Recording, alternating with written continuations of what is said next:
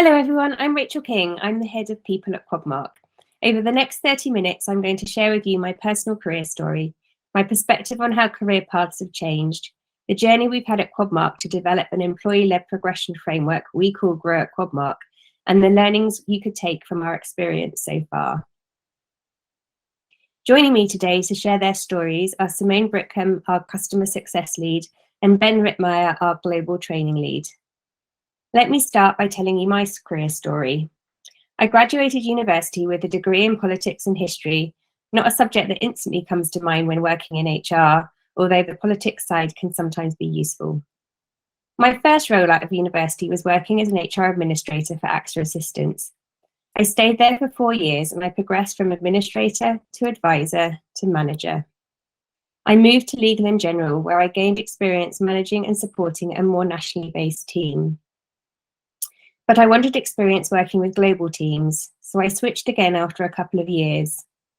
Onwards and upwards, I progressed moving roles and companies with Cisco and then Vodafone until I was the VP of People for a startup company called Topia.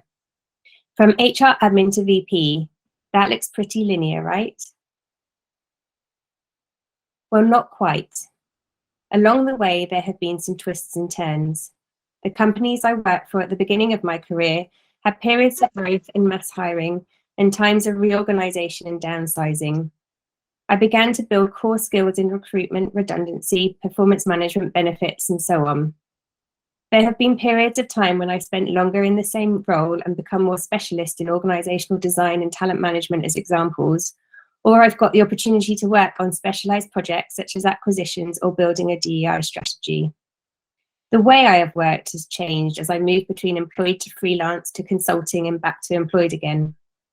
The environments I have worked in have also been different, from multinationals to startups, global and local roles, operational and strategic focus, or different industries.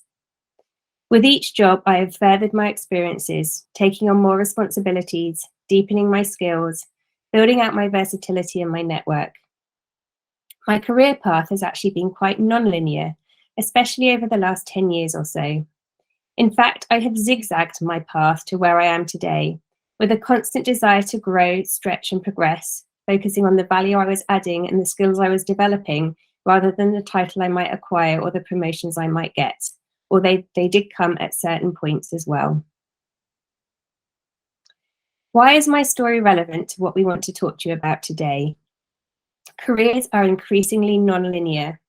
Instead of a career ladder, today we are increasingly seeing a career zigzag. This landscape has been changing over the last 10 years and has accelerated even more in the last 3.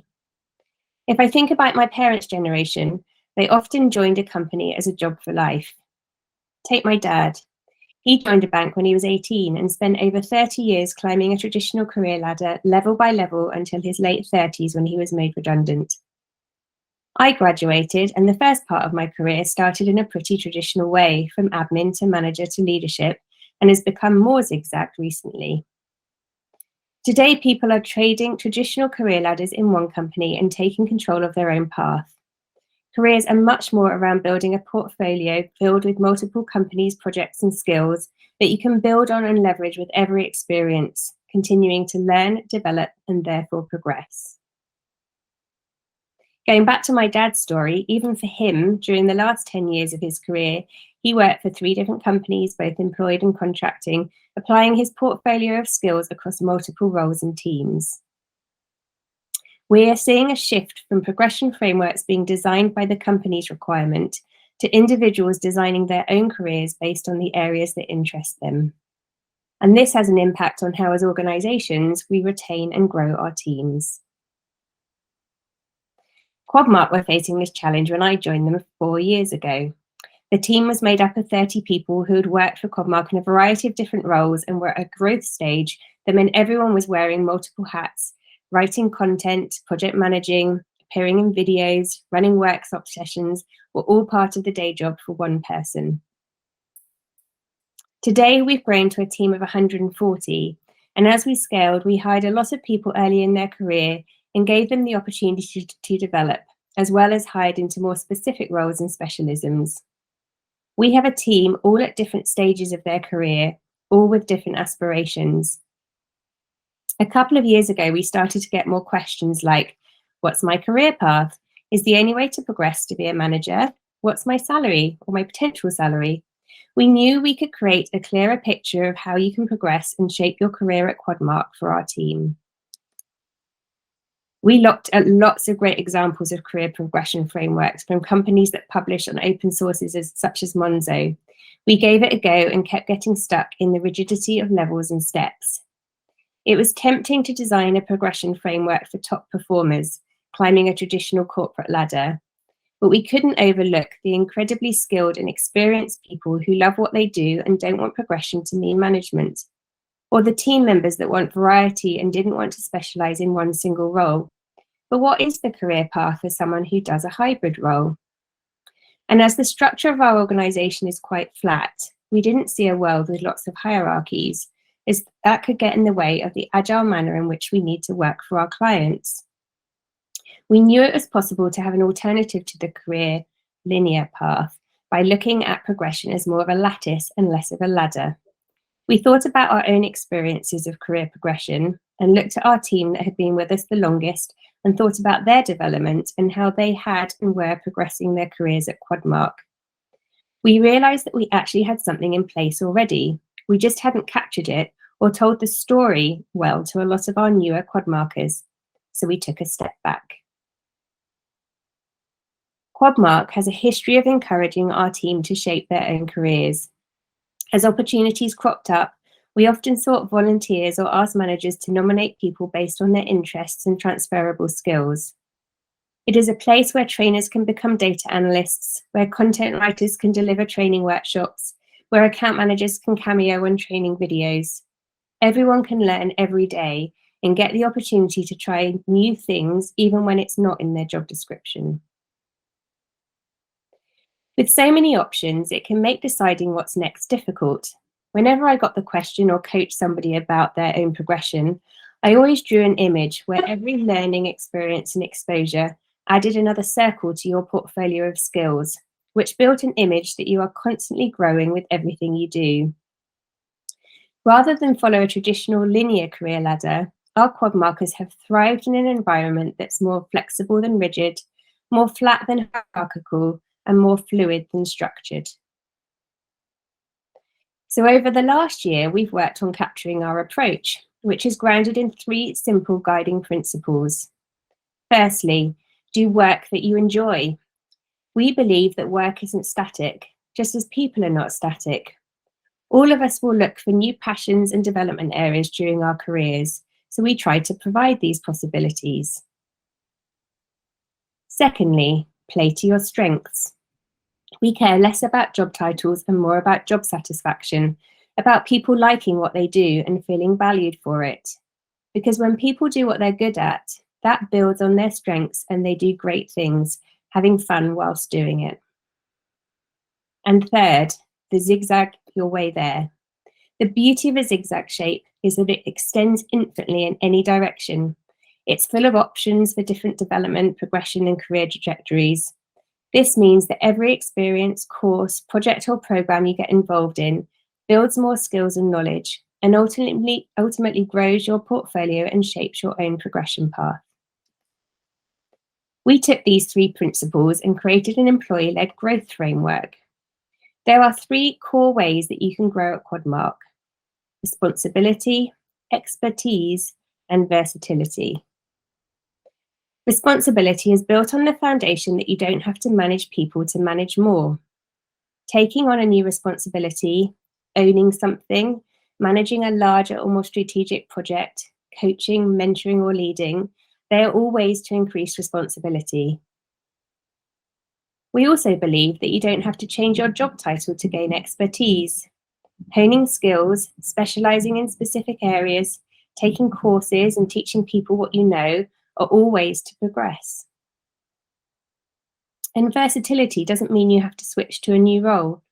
New skills, working with different clients and different teams, volunteering to work in areas you've never tried before, all build versatility. And each of these moves is a building block that impacts your development progression as well as your compensation progression at Quadmark. So how does this zigzag look in practice? Let's hear from Simone. Over to you. Thanks, Rachel. Hi everyone, I'm Simone, and since joining Quadmark, I've seen a lot of change and taken on many different roles. I moved to Singapore to join Quadmark in the product sales training team as a content writer.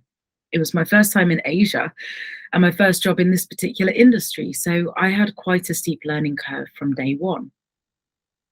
I came from a background in training and radio broadcasting and had a humanities degree, so I could write creatively and succinctly, and I knew how to train and engage with a wide range of people, all skills I could apply in my role as a content writer for training. During my first few years, I settled into my role as a content writer, working with different clients and different formats. But as the business grew, my role expanded in a few different directions, either based on circumstance or natural progression. I began managing the projects I was writing for because I understood the timelines and how our efforts translated into the fees we charged to our clients. I then started managing the clients because I'd established relationships with them through stakeholder reviews. All of this allowed our account director to focus on her time expanding the business elsewhere. Meanwhile, I had plenty of other side hustles within the company. I was comfortable speaking on a mic from my radio days, so I started providing the voiceover for videos we were making in other teams, and then eventually started producing and hosting podcasts and webinars with our clients. It was a steady trickle of picking up additional responsibilities, gaining deeper expertise or applying different skill sets when it was needed, and a great way to start establishing my versatility within the company. I relocated back to the UK and into a very small team of 6 versus 60 plus in Singapore, and we built up the product sales training side of the EMEA business almost from scratch. We only had a few clients, and when a new one would knock on our door, we would all rally together and make it work. We had a really great collaborative and entrepreneurial spirit within the team. Whoever had the most suitable skills would take on whatever was needed, whether that was writing, account management, project management, or delivering training. And there were a few instances where I did all of these tasks within a single project because everyone else was tied up in their own work. Once our clients were established, we were then able to start building teams to support the work. And it was at that point that I started managing people as well. So since joining many years ago as a content writer, I've been a project manager, account director, and I've lost count of the amount of clients I've worked with. I've led one of our content studios. I've been a face-to-face and virtual trainer. I've demoed client products to tens of thousands of people, and I'm a member of our management team. And I've been able to travel the globe whilst growing. My role today is a customer success lead. I manage a team of account managers and content writers, and I'm responsible for the success of new client projects.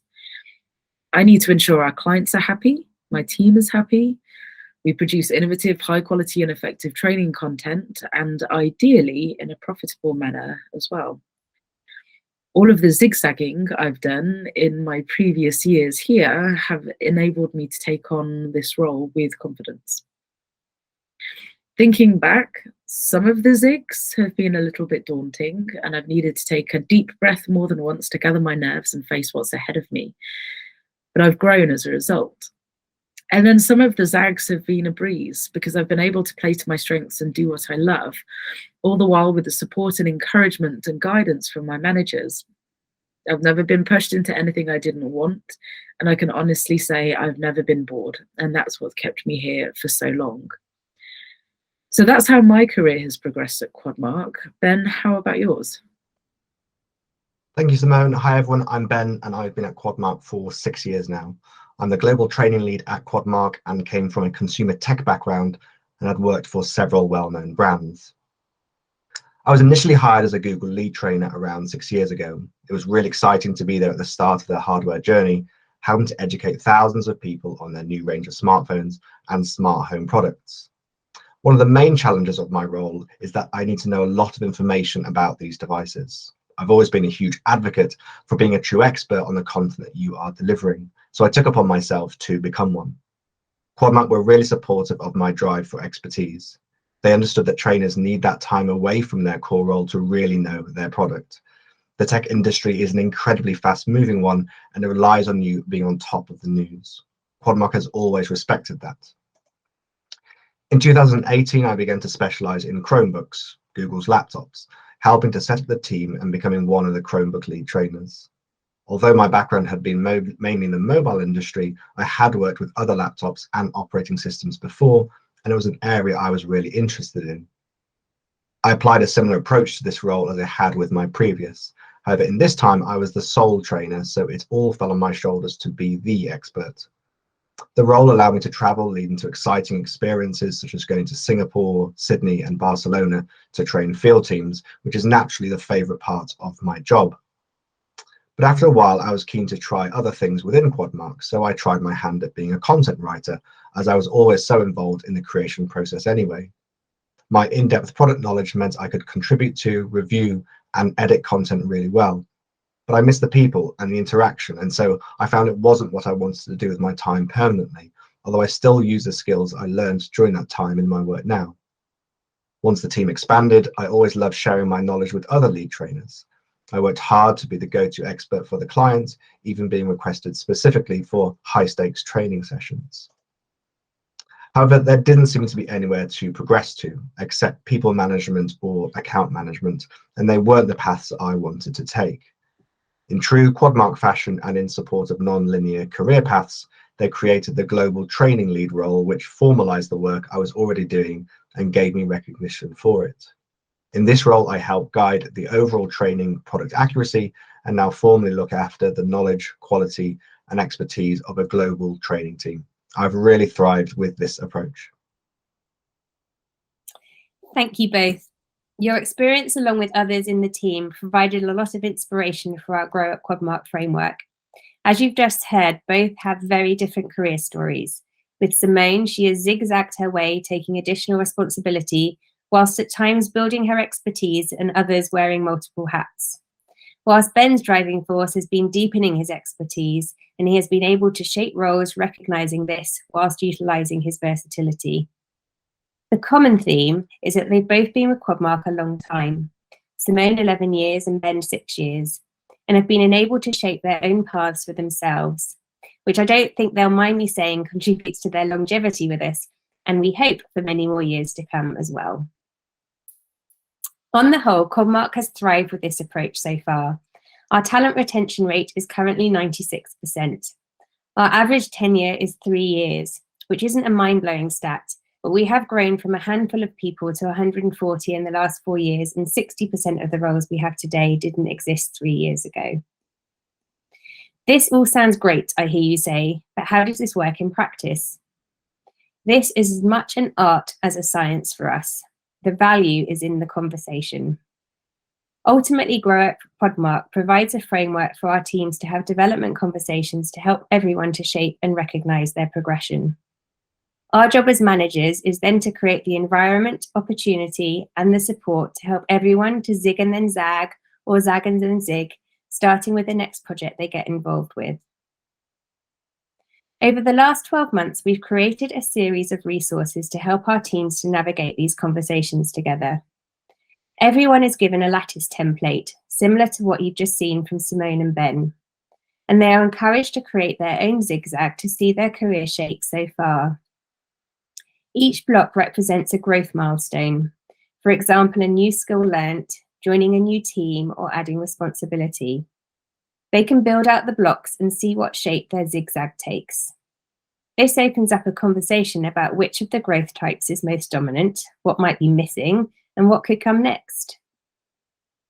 We've created a development conversation guide to encourage our teams to reflect by asking nudging questions in 3 key areas around their strengths and weaknesses, how to apply these to their role, and how these may impact planning for growth. Discussing how strengths and weaknesses apply in their current role can help to capture development objectives related to what they want to work on and to make sure everyone can maximise their contribution. They can also help to identify objectives focused on career aspirations and how people can work towards both their own and Quadmark's longer-term goals. The next step is then to try to create development actions. managers can support their team to shape their roles to play more to their strengths, involving them in different projects or specialising in specific areas as examples. When creating an action plan, we encourage our teams to think about the 3 E's: education, experience, and exposure.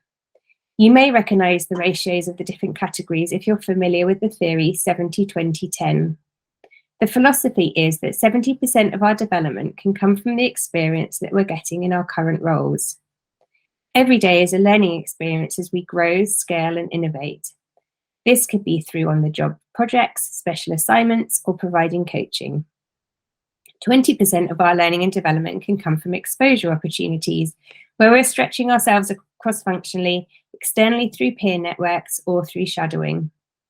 Finally, we encourage people to seek 10% of their development from education and training. We have a learning at work budget that can be used for this. It's not all been plain sailing. We've learned that people managers are critical to the success of the framework.